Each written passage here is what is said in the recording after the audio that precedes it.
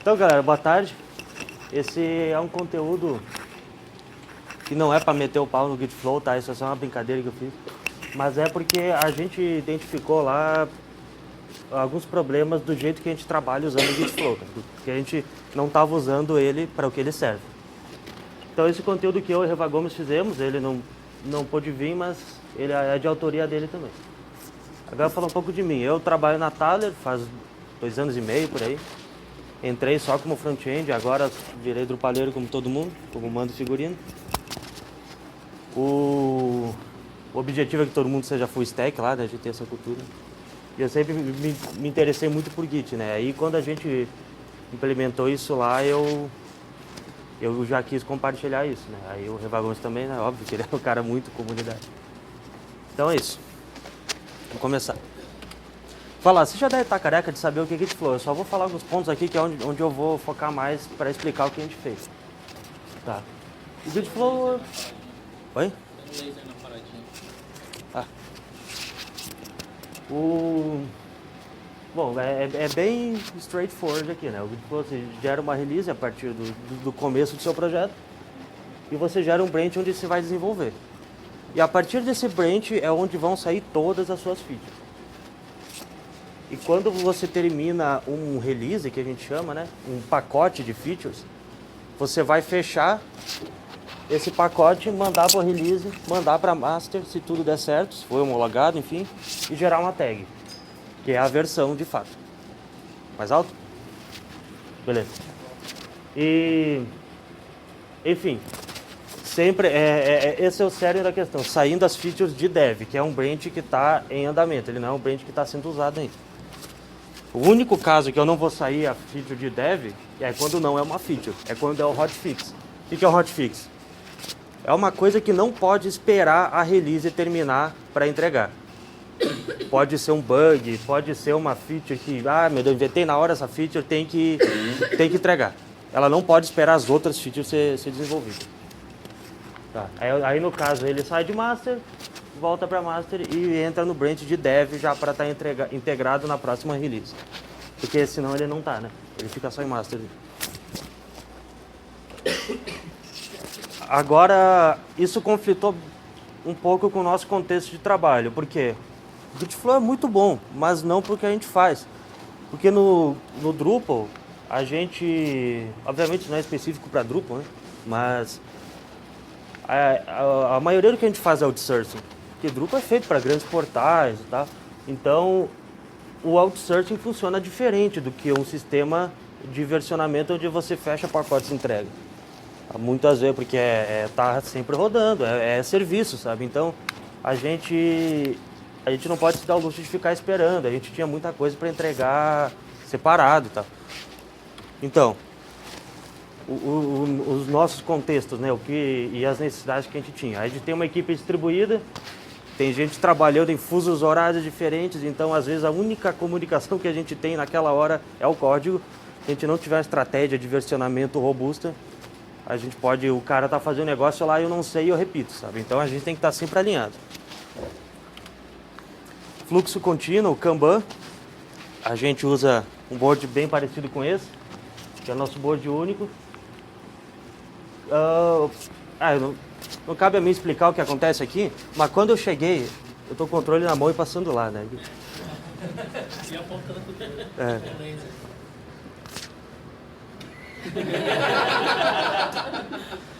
Enfim, quando chega aqui é quando eu fiz tudo a demanda, o cliente aprovou. Quando chegou aqui eu tenho que entregar a feature. Eu não posso esperar um pacote fechar, esse é o jeito que a gente trabalha. Então, o GitFlow já começou a dar uma empacada aí.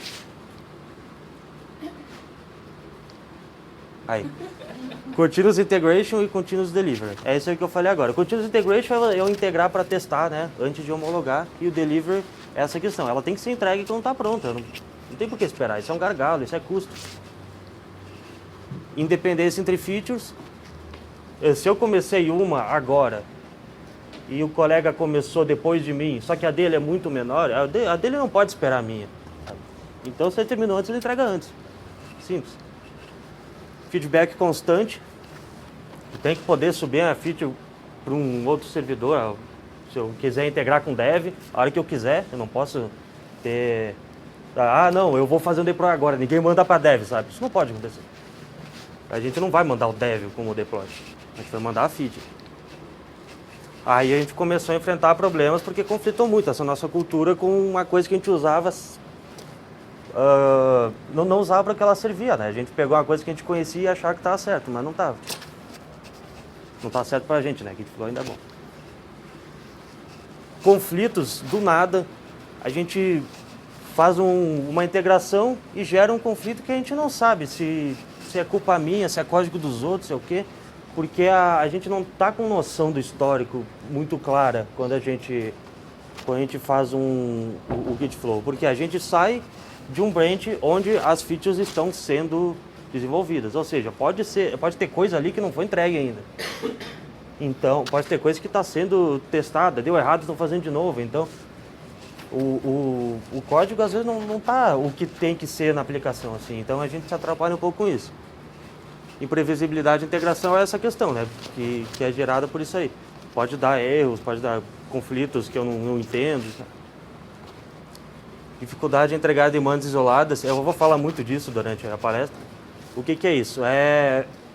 Imaginem, eu tenho lá 3, 4 features que eu tenho que entregar na semana de um projeto. Aí eu comecei na segunda, terça e já acabei. Se eu estou usando o Gitflow, terça eu acabei, eu mandei para o dev. E eu vou sair do dev de novo quando começar a outra feature. Eu já vou ter o código da primeira feature na minha, então já acabou. Eu não vou entregar ela sozinha nunca. Se a primeira for rejeitada pelo cliente ou pelo PO, eu não posso entregar a segunda já, porque ela está com o código da primeira. Então já perdi essa flexibilidade.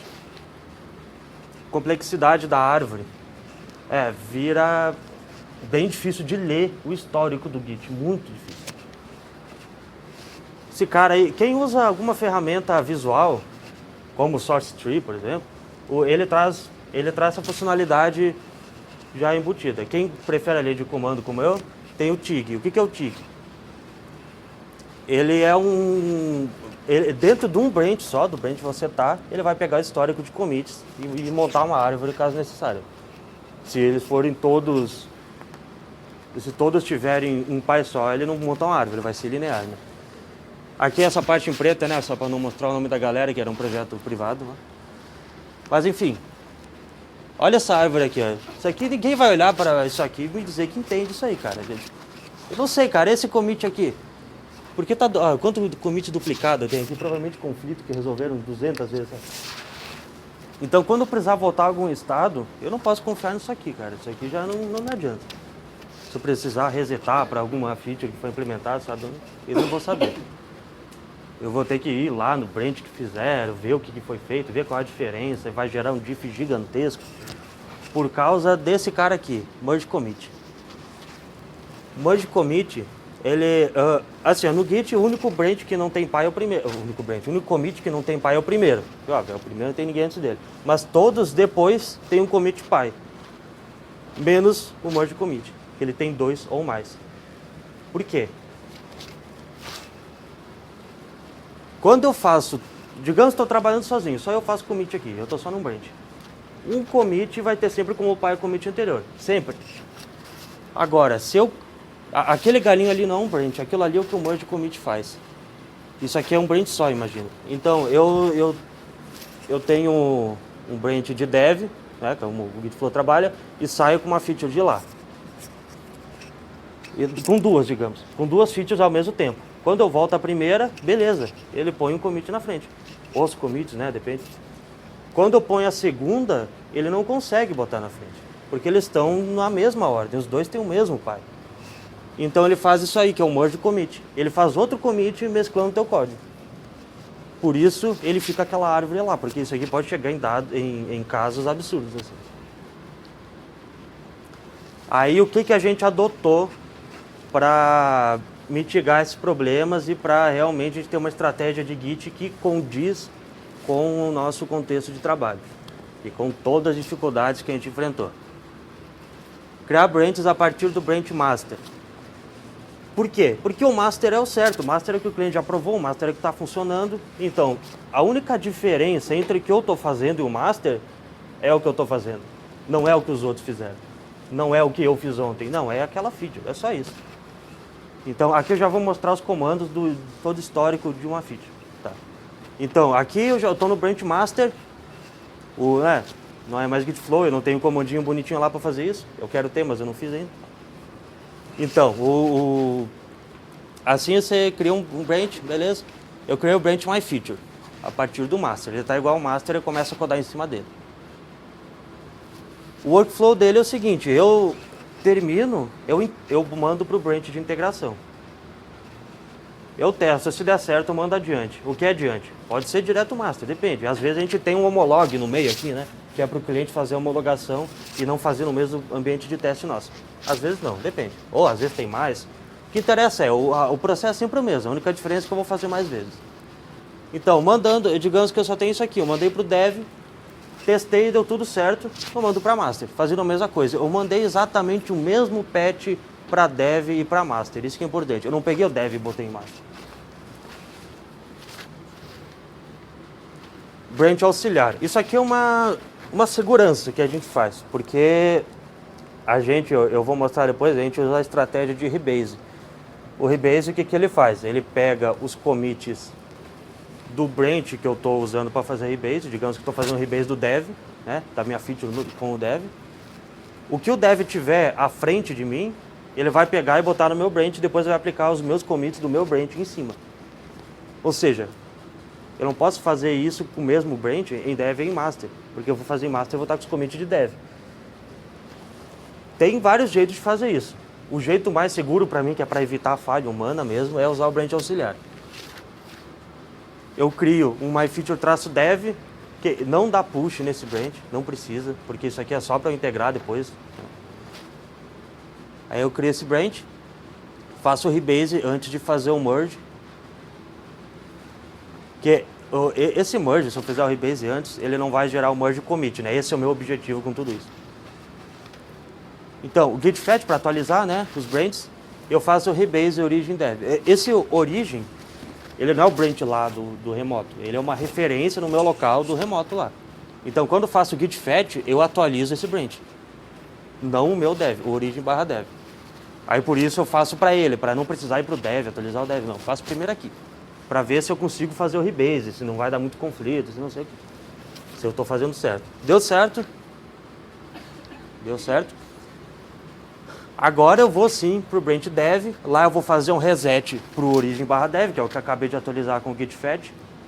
Eu sou meio paranoico com isso, eu faço o git fetch toda hora. Mas só precisa fazer uma vez. Porque como é uma equipe distribuída, né, pode ser que o colega lá no Peru tá fazendo ao mesmo tempo, mandando para o mesmo branch e eu não estou ligado. Então eu sempre faço esse fetch para ver se não atualizar alguma coisa enquanto eu estou integrando. Aí eu estou no dev, resetei, eu faço git merge do meu branch auxiliar, que não vai gerar um merge commit. Não vai gerar um merge commit por quê? Porque são todos commits fast forward. O que é fast forward? É na linha histórica do git, meus commits estão na frente do branch que eu estou integrando. Uma coisa que esqueci de falar é que o git flow, quando você termina a feature, o comando é git flow feature finish. O que ele faz por baixo disso, eu fiquei de cara quando eu descobri. Ele vai para o branch dev, óbvio, e ele faz git merge com um argumento que é --no-ff. Deixa eu ver, não tem, né? O que é esse --no-ff? É no fast forward. Ele não vai aceitar commit fast forward. O que quer dizer? Não interessa se meus commits estão na frente, ele sempre vai gerar um merge commit. E isso o git flow trazia bastante problema pra gente, ele sempre vai gerar. E era exatamente o contrário do que eu queria, eu quero que ele nunca gere. Aí eu fiz o merge, aí a atualização constante com relação ao branch master. Isso até antes de eu fazer essa integração com o dev ou com o homolog, a minha feature tem que estar como se ela tivesse recém saído de master. Então não interessa, eu comecei semana passada. Se eu for integrar agora, o meu código tem que estar com tudo que tiver em master nele, sabe? Eu não posso estar atrasado nesse sentido. Tá? Aí, quando eu faço isso, se eu tiver coisa nova em master, o o meu branch, eu não vou conseguir fazer push dele. Por quê? Porque o push, ele não vai tentar fazer um merge ou um merge quando ele for para o remoto, né? Então por isso faço menos F. É arriscado fazer isso, tem que ter certeza que não tem nada novo lá, né? Mas quando eu faço o rebase das coisas em master, vai trocar a hora dos commit e ele não consegue fazer push, ele vai dar recusado, por isso menos F. Ou menos force, né? A minha árvore vai ficar assim, né? Olha, deixa eu voltar lá pro outro. Tá longe. Essa árvore.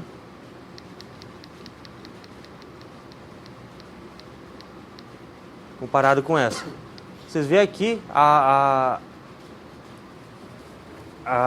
não tem mais uma árvore, por assim dizer, né? Os commits estão todos um atrás do outro. Eu sei que todos os commits têm como pai o commit anterior. Então, se eu quiser resetar, é muito simples. Se eu quiser voltar essa feature aqui, é só resetar esse commit aqui para cima, eu não vou ter problema. Eu não vou quebrar um galho nada. E aqui não aparece porque provavelmente são muitos commits numa mesma feature, mas as tags aparecem aqui, ó. Você vê, aparece o master, origin head, origin master, todas as tags vão aparecer quando tiver no último commit daquela tag, né? Então, digamos, aqui todos os commits são dessa tag porque isso aqui é o repositório do GitHub, então foi tudo com fork, né? Foi um erro meu, parece. Então, tudo com fork, estão todos na mesma tag sempre. Mas digamos que eu fiz 5 commits aqui e entreguei. Aí a feature anterior vai ter mais 4, 5, 6 aqui e vai ter a tag aqui na frente, sabe? Ele vai sempre aparecer a tag. E isso, na verdade, eu peguei do GitHub para mostrar que projetos de comunidade tem isso aí como boa prática. Os commits sempre tem que ser fast forward. Eles não fazem desse jeito que eu estou mostrando, mas eles chegam no mesmo resultado. Esse, para quem está em dúvida, é o repositório do jQuery. Ninguém gosta do jQuery, só que é porque eu quis pegar um projeto grande e velho.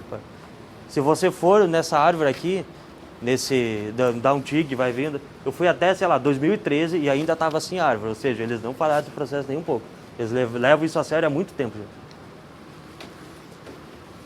Assim, deixa eu ver aqui. Que oração.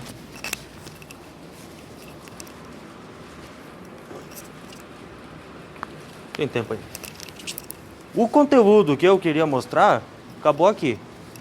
Acabou aqui, mas é o workflow, né, que a gente usou no lugar do Gitflow, quando a gente começou a ter esses problemas e como a gente quis resolver eles, foi isso. Agora tem algumas dicas e boas práticas que a gente mudou o workflow, logo tudo foi diferente. Os problemas que a gente começou a enfrentar foram diferentes. Então a gente teve que fazer algumas coisas que não fazia antes, porque os problemas, não só problemas, né, mas o próprio dia a dia da gente com o versionamento mudou. Então tem coisas que é sempre bom a gente saber. Voltar ao comando. Quando você vai falar para alguém que não sabe o que é Git, o que é versionamento, é muito como se falar, imagina um Ctrl+Z no seu projeto inteiro.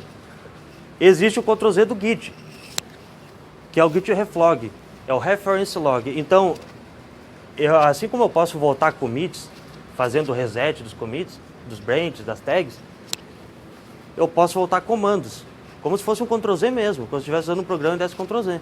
Então, esse é o... A resolução está bem ruim aqui. Mas se eu digitar, isso já vem com o Git, não é um programa que tem que instalar que nem o TIG, né? Esse aqui é padrão. Cada parte disso aqui é um comando dentro do Git. Não necessariamente um comando, mas o que o Git fez, né? Porque alguns comandos podem fazer mais coisas. Então eu posso resetar para algum comando desses. Então digamos que eu dei um reset menos hard num outro branch e eu perdi código. Eu posso voltar isso sem maiores dores de cabeça. Porque tem alguns comandos que nem o push "-f" não vai dar, né? Porque ele vai lá pro remoto. Mas o reset "-hard que a gente faz direto, às vezes a gente pode fazer cagada, a gente é ser humano, né? Não está automatizado esse processo ainda. Então é sempre bom saber isso aqui para poder voltar.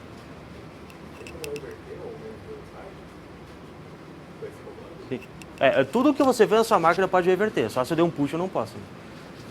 Mas, porque o Git guarda histórico disso, né? Eu não sei se ele guarda para sempre, se ele limpa de um tempo, mas ele guarda. Então, o comando é o mesmo, né, para reverter um commit, reset "-hard", eu vou passar esse ID que vai ser pro commit que eu quero reverter. Se eu passar 0, não vai fazer nada, porque era o comando que eu o commit, não falei não, o comando. Aí se eu passar 1, eu vou voltar 1. Então é bem simples. Ou eu posso usar aquele ID lá no lado lá. Eu ia apontar com o dedo de novo. Esse ID aqui, né? Mas tá na mesma. Resolução de conflito sem abrir o arquivo. Uma coisa muito interessante, quando eu faço rebase, eu estou trazendo para mim a responsabilidade do conflito. Quando eu faço rebase, eu tenho certeza que o conflito quem gerou fui eu. E não foi uma coisa que eu mexi lá e de repente explodiu na minha cara. Então provavelmente eu vou saber resolver, né? Porque eu vou conhecer o código, porque foi eu que fiz. E como o rebase muda a ordem dos commits, pode dar alguns conflitos bobos, assim, que não é conflito, que vai ser difícil de resolver, que é a gente mexer na mesma feature e fez coisa diferente. Às vezes é só um head diferente lá que não tem por que a gente quebrar a cabeça. Então a gente pode resolver só pelo diff dele. Ó, deixa eu olhar ali. A gente... O diff, basicamente, ele pode mostrar mais coisa, né? Mas por padrão, o diff do Git mostra isso. Que é o head e o commit que você está tentando aplicar. Quando eu estou fazendo o rebase, o que é o head? O head é eu estou fazendo git rebase dev, o head é o dev, é o código que está lá. Por que ele deu conflito aqui? Porque ele digamos que eu saí com 2 features ao mesmo tempo, e quando fui integrar a segunda, ele falou, não, mas o cara acabou de mexer nesse mesmo arquivo, nessa mesma linha. Resolve aí, será que eu tenho o que está na frente mesmo? Aí, esse aqui é o meu commit, esse aqui é o meu branch que eu fiz, esse aqui, o outro lá é o coleguinha. Se for alguma coisa tão simples que eu digo, é só trocar um pelo outro, eu posso resolver sem precisar abrir o arquivo e editar. Se eu quiser manter os dois, infelizmente não dá, né? Mas, porque tem alguns casos que eu quero manter os dois. Nesse caso, digamos que eu queira tirar um e manter o outro. Aí eu posso usar isso aqui. O comando não é assim, tá? É só, tipo, eu posso usar ou o argumento menos hours ou menos theirs. O que significa isso? Eu quero descartar uma solução e deixar outra. Então, se o certo é o meu, eu vou dizer, descarto dele. Descarto o head. Eu vou dizer git checkout menos theirs. Aí eu vou adicionar o arquivo e vou continuar, beleza. Se não precisa comentar daí, né? Depois eu mostro os comandos. Se eu quero descartar o meu, falo, não, o cara fez lá, tá certo mesmo, não precisa botar o meu em cima. Eu posso dar git checkout menos hours e ele vai botar o meu fora. Normalmente quando eu faço isso, eu não preciso nem adicionar o arquivo. Porque, né, eu não vou estar aplicando commit de fato, né, porque eu não estou botando o código em cima. Então o que eu vou fazer? Eu vou adicionar o que eu modifiquei, porque eu realmente modifiquei. Eu vou dar git rebase menos continuo. Isso se eu aplicar o meu. Se eu quiser descartar o meu, eu até nem preciso fazer esse checkout aqui, né? Eu faço para evitar erro humano, mas não preciso. Eu posso dar direto git rebase skip, porque eu falo, o meu commit está errado, eu não vou nem aplicar. Então git rebase skip já vai para o próximo commit. O rebase aplica um commit de cada vez, né? Então se dá um conflito, ele para e você manda continuar depois que resolve. Interessante. Se eu disser para descartar o meu commit, ele não vai nem deixar dar contínuo, né? Porque eu não estou aplicando. Então, você vai ser obrigado a dar skip. Aparece lá na tela. Resetar branches de integração. Digamos assim, eu criei uma feature a partir do master, 2, né? Ao mesmo tempo. Eu criei uma, o colega criou outra. E eu mandei primeiro para dev para ser testado. E depois meu colega mandou. A minha deu errado, eu tive que voltar a desenvolver. A dele deu certo, ele mandou para master. Quando eu resolvi a minha, eu mandei para master também. Em dev, os meus commits vão estar antes dos dele. E em master, os dele vão estar antes. Isso é um problema? Não necessariamente. Só que se eu der um git diff dev master, eu vou ver um monte de diff. Isso aqui não tem diferença de fato. Porque como ele muda a ordem dos commits, ele cria um hash novo. E esse hash novo o Git acha que tem diferença. Então, não custa nada, de vez em quando, ir lá no dev, dar um reset pro master para tá igual, sabe? É mais seguro. Ah, e outra coisa, eu vou dar um reset no dev, meu Deus, vou perder o dev. Não, não vai, porque você está cuidando da sua feature agora. Então é só integrar de novo, você não vai perder. Com o Git Flow você perderia, porque você saiu, digamos que você saiu do dev e já tinha uma feature lá, você vai perder, né? Porque vai ficar só no seu branch essa feature, não vai ficar mais o dev. Então, é muito importante notar isso, que não está no dev mais o meu desenvolvimento. Nunca mais. Está na minha feature. Se a minha feature não entregar, beleza, não faz falta nenhuma. Não precisa tirar nada. Esse aqui é o comando. Evitar resolução repetida de conflitos. Eu vou fazer esse processo de ir lá, criar branch auxiliar, fazer rebase, ou se eu for para master não preciso do branch auxiliar, né? Mas eu vou fazer rebase de novo. Vou lá fazer outro merge. Se eu tiver conflito, vai ser os mesmos, né? Eu estou comparando com branches que devem estar iguais. Eu não preciso resolver o mesmo conflito duas vezes. O Git pode memorizar isso para mim. Que é esse cara aqui, não é uma risada, isso aqui é uma configuração do Git. Reuse the record, reuse record resolution. Ele, basicamente, ele vai ver que você está resolvendo o mesmo conflito para o mesmo commit, para o mesmo patch, e ele vai dizer, não precisa. Se eu habilitar isso aqui, né? Se eu habilitar isso aqui, eu não vou resolver o mesmo conflito quando eu fizer a integração de novo. Porque pode ficar bem chato, velho. Mesmo que eu resolva fácil, como um checkout menos hours ou theirs, só que pode ser que isso fique custoso, né? Digamos que eu tenho lá branch dev, branch homolog e branch master. Aí cada vez que eu entrego uma feature, eu tenho que fazer isso, né? Cada conflito que dá. Não, cara, resolve só quando faz com o dev. Depois está resolvido. O Git grava. Pull com rebase. O Git pull faz um merge também. E é o que a gente não quer, porque se ele fizer um merge commit, já estragou tudo isso aqui. Mas eu posso fazer Git pull menos rebase, que vai fazer rebase antes de fazer, de baixar as coisas, né? Porque o Git pull, ele é só um alias. Ele faz Git fetch e Git merge. Se você passar argumento para ele vai usar o mesmo argumento para os dois. E o Git fetch, vocês viram que eu faço lá separado quando eu quero fazer rebase. E aqui eu não gostaria que ele fizesse o merge depois de um fetch. Então eu posso passar o argumento menos rebase, eu posso configurar para esse ser default também. Então toda vez que eu der um git pull, ele vai fazer rebase. É isso, galera. Perguntas? Vou passar aqui. Diga. Quando vocês estão trabalhando, então você está sempre saindo da master, gerando a sua feature, gerando a branch da sua feature para trabalhar nela. E aí você reintegra ela na dev para ser testada e depois subir para master de novo. Se você tem várias features em paralelo, vários desenvolvedores trabalhando em paralelo, todo mundo saiu da master. Onde que todo mundo reintegra essas features, sendo que uma feature não deve atrapalhar a outra, bloquear fazer o trabalho dele? Um ambiente de teste, Assim, como eu faço o rebase, eu nunca mando uma feature sem antes testar se o meu código vai integrar com ela. Então, esse é o primeiro. Eu não vou deixar ele junto com a feature, mas eu vou lá, gerar o branch auxiliar e pegar o código do dev e fazer esse teste. Ele vai para ver se não dá conflito, para ver se... Aí eu já posso testar local assim, para evitar a minha cagada.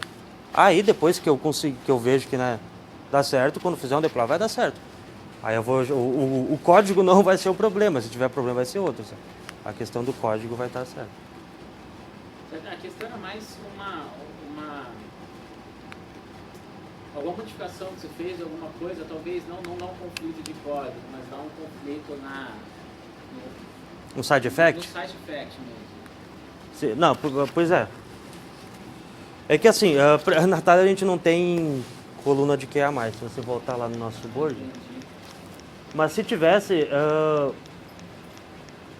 Porque o QA ele podia rejeitar uma feature que subiu um pouco antes da sua lá e talvez ela dá um side effect na sua, sendo que uma já foi rejeitada por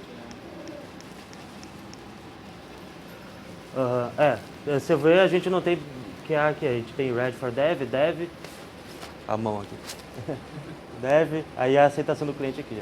Porque a gente puxa a responsabilidade para cada dev. Agora, se tivesse, porque a gente já teve, Como é que eu vou dizer? Eu mesmo assim não ia mandar pro QA sem pegar o código de dev e testar antes, sabe? Isso aí já não é uma questão de kit, é uma questão de cultura, né? A gente teria que ter um jeito para resolver isso. Esse é o nosso. Mas em outro processo teria que ter um jeito diferente, provavelmente. É um dos problemas que a gente enfrenta também lá. A gente tem um grande problema que a gente faz, todo mundo comitando. A gente, na verdade, tem alguns problemas até diferentes antes desse. A gente está passando por um agora. A gente está num projeto com banco compartilhado. E isso está sendo uma dor de cabeça enorme para a gente agora. A gente não está usando o modo de features rápido do processo. E está usando o banco compartilhado, todo mundo usando o mesmo banco, e cada vez que alguém sai com uma feature nova, que faz uma modificação, não tem mais como usar aquele banco compartilhado. Se criar uma hook nova, instalar um módulo novo, ele já não está mais ele já tem uma coisa dele, e aí uma pessoa trabalhando no mesmo banco, numa outra feature, e aí já quebrou os caches do banco, já quebrou tudo. Então cada vez que você sai, a gente tem que fazer um dump do banco, montar uma nova... Você desenvolve no servidor direto? Na verdade, a gente desenvolve local, mas apontando para o banco como servidor. E esse banco é compartilhado para o time inteiro. E são... A gente trabalha local com o banco local, ainda tem o ambiente dev, stage e prod. Geralmente o dev é a branch dev, stage, branch stage, e o master é uma tag feita na master, do próprio. Então aí a gente sempre sai de master, e uma vez que ela entra de novo na master, a gente propaga pro dev e pro stage. A gente faz o rebase do dev e do stage da master. E aí toda vez que você sai da master com código, com features, você também sai com o banco do banco para montar o seu banco local aqui.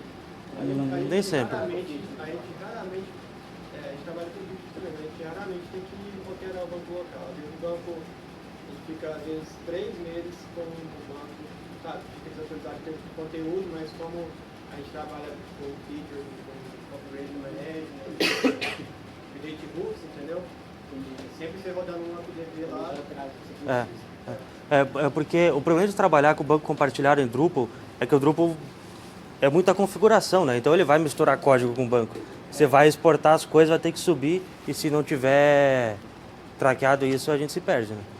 A gente passou muito problema com o CM, principalmente, né? Tem vezes que a gente se vê numa guerra de cache lá. É um limpando cache para tentar fazer uma hook, um módulo que instalou funcionar, e a hora que você está trabalhando, alguém já limpou o cache do lado dele, e aí acabou tudo. Uma coisa que eu ainda não sei como resolver é o esquema, velho, esquema Verge. Porque se eu fizer um esquema Verge no modo 7001 lá, eu tenho que avisar todo mundo que eu fiz, porque senão o meu hook update não vai rodar. Né? Isso é o problema de duas funções do mesmo nome, né? Então, alguém mais?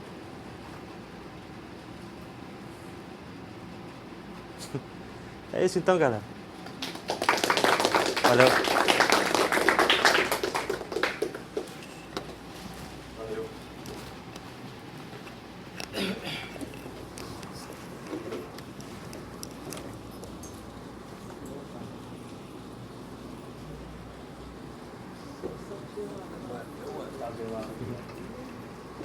Quando a onda estava quente, eu só que tá. Pois é.